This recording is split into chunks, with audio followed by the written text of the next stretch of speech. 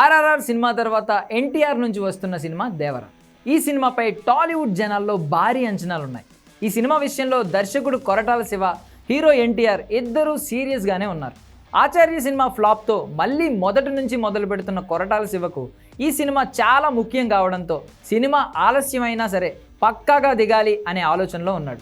ఇక ఎన్టీఆర్ కూడా రాజమౌళి సినిమా తర్వాత ఫ్లాప్ సెంటిమెంట్ అనే టాక్ నుంచి బయటకు రావాలని పట్టుదలగా ఉన్నాడు.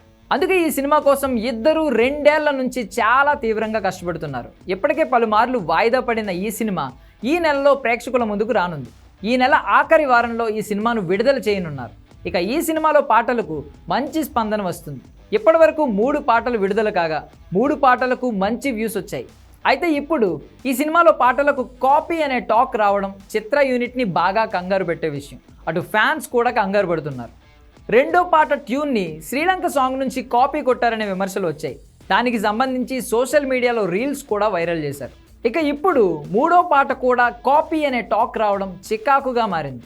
3వ సాంగ్ దావూదీని కాపీ చేశారంటూ విమర్శలు వినబడుతున్నాయి. బీస్ట్ సినిమాలోని హలమతి హబీబో నుంచి కాపీ చేశారని కొందరు కమెంట్స్ చేస్తున్నారు. ఇక ఎన్టీఆర్ వేసిన స్టెప్స్ కూడా అలాగే ఉన్నాయనే విమర్శలు కూడా ఉన్నాయి. బీస్ట్ సినిమాకు కూడా అనిరుద్ధ్ సంగీతం అందించారు. కాకపోతే అక్కడి మ్యూజిక్నే ఇక్కడ కూడా వాడి ఉంటారంటున్నారు నెటిజన్స్.